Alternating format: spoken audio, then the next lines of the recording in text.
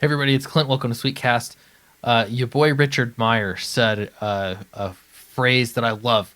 It was MADvertising, which is a phenomenon that I've talked about quite a lot, and that's there are a lot of companies and publishers that want to make you upset over culture war things, so that you'll talk about their stuff and sell it and get people to watch whatever, fill in the blank. So they're specifically doing it to get a reaction. So therefore, they'll get free coverage, get talked about, and more people will watch it, or read it, or whatever it is. They will consume it. So the cue for that is for it to get boring. So yeah, but I never called it madvertising. I think that's pretty funny. Anyway, so what I wanted to talk about on this particular video is not how I got bored with comics, but there are people out there that will cyclically get bored of comics, and just like with any hobby, you get bored of it. Maybe you finished up a series, maybe a series is going on way too long, or whatever. There could be a number of reasons why you just get completely bored and you're unimpressed with comics, and so therefore you're going to move on and maybe get into a different hobby for a while, but you fight it. And this is a blog. What was this? 2020. It was not that long ago. That was is talking about just that. And so I want to get into this and how this ties into advertising. But first, check out Downcast /Gods and Gears crossover fun. Basically, this is just a way to get my books, but it's also a way to get some neat gifts. Pogs? What? Trading card packs. They're wax packs. And these are actually selling pretty nicely now. It's been kind of a good idea, I think, to extend the campaign. And people can come, I don't know, get prepackaged gifts for people that want a little taste of the 90s, I guess, or of Downcast. Really, these are how you can get the books. So check it out. All right. So how I got bored with comic books. And in this blog, they still make blogs, apparently so.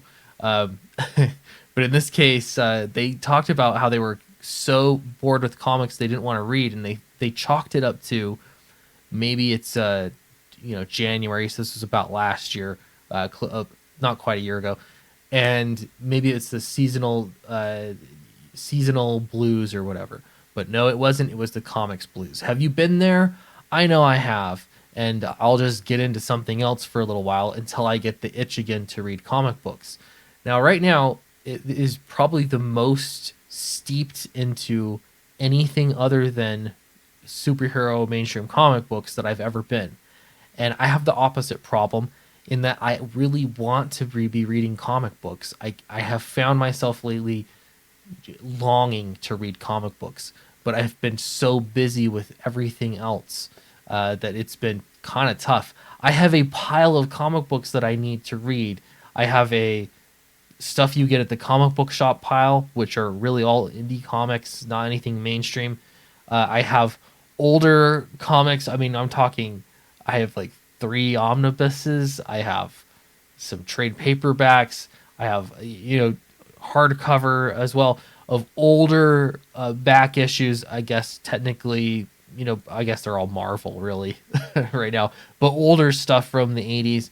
And then I have crowdfunded comic books, independent comic book stuff I've picked up from the convention that I went to, still unread. In another pile, I have 3 piles of comic books to read, and I don't have time to read them. That is maddening. What I've found myself doing, though, if I'm interested in comic books, but just not feeling anything that I have, or I'm not excited about anything, then I get more into comic book YouTube, I guess. I'll start watching more videos, and it's kind of interesting because watching comic book YouTube makes you want to read comic books or buy comic books, but at the same time it's also taking up your free time. I don't know. Anyway, I digress. The point of this is that there are a lot of people that all of the time, any given month, are going to get tired of comic books, and you might have stints of years where there's really nothing good on the shelves, as I think a lot of people have expressed, the past few years, hasn't been anything good on the shelves that you'd want to really go for. This is why can this not be an advertising route rather than MADvertising? Uh, People are sick of X, Y, and Z. So therefore, instead, I know what we need to do. Let's change these characters in such drastic ways that everyone gets mad and talks about it. So they'll sell those things. Why? Why do we have to keep remaking everything? Why can't we make anything new? And I feel like I've complained about this so many times, but the fact is that the stuff is new. It's out there. All right, I'm going to read a little section from this. I might have already talked about this with some of you. I've been feeling kind of bored lately of my readings. In search of mind-blowing, life-changing, taste-altering experience I once experienced in comics. I was afraid at the beginning. Please don't make me tired of comics. Please, please, please. I was afraid of speaking up and reaching out to other members. What if people start saying I'm a fraud for slowing my interest in comics? When I visited my LCS last week for the first time in 2 months, because yes, that's how uninterested I was in recent new comic book. What is that? NCBDs. It was time to ask for help and to ask the spark ignited question: what new comics can you recommend? Wow, isn't that the golden question, right? We then proceeded to go around the store and look at the new and not so new great comics that would match my style. I have that one. I finished that one, already read, started reading it, and got bored. I ended up having a long conversation with my local comic shop about how I missed the feeling of randomly picking up a comic and having my mind blown by it. That feeling I had with Paper Girls, Saga, Preacher, and other great classics. That feeling of fulfillment and almost addiction toward flipping the pages and jumping into the next volume.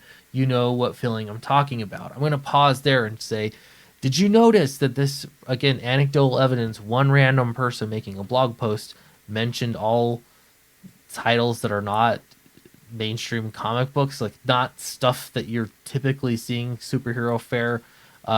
It's off the beaten path. My goodness, why not make a little bit more of that? A little bit more of stuff off the beaten path. I realize they're totally separate things and to this person's taste, but still. They continue. At some point in the conversation, I said, I'm afraid of getting bored by comics. I'm afraid of not liking it anymore. That's when he said, you're not getting bored or disinterested. You just learned to filter. Huh? Interesting thought. I started asking around. It turns out many comic collectors experience this feeling in their life. In the beginning, we're all so excited to read everything out there. There's so much must read in your life, blog posts out there. You think it'll be impossible to read them all. You jump right in and start buying everything you can grab. You speed through reading, and then you have the time of your life. And the reality is you're basically figuring out what you like and what you don't like. Here's the problem. When people are filtering out everything that's coming out in comic book shops for 2 months plus, or whatever, however long it's been for you, 2 years, that's a problem. So if people are actually asking, what should I read? Maybe that's the moment to hit them with something fresh and new, or at least attempt to. I think mainstream publishers are almost their worst enemy, their own worst enemies right now, and that they're somehow forced into this position of retelling stories with the same characters, mixing and matching stories and concepts that they've already used on other characters with it's just a constant churn of, hey, here's our characters and here are the same ideas we've used, and we're going to just circulate those in a washing machine, and you're going to get a new experience every time. Not really. It's going to be basically the same experience. Everything has now been homogenized, just with different colors on it, depending on which issue you pick up. That's a problem. So my question is, how do you get people to read a new comic book because it's a new comic book, because it's something neat and different and fresh? When have you found a comic book that is new and fresh and excited you, and it was the opposite of familiar, and what got you to read it? And I don't know, tell me your experience. I'd like to know. Anyway, thanks for letting me share these thoughts with you. I've got more videos coming up. Don't forget to check out the campaign. For the Pogs, there's a Black Friday sale. And yeah, we're pushing forward on making more comic books that are new and fresh. Thanks so much. See you in the next video.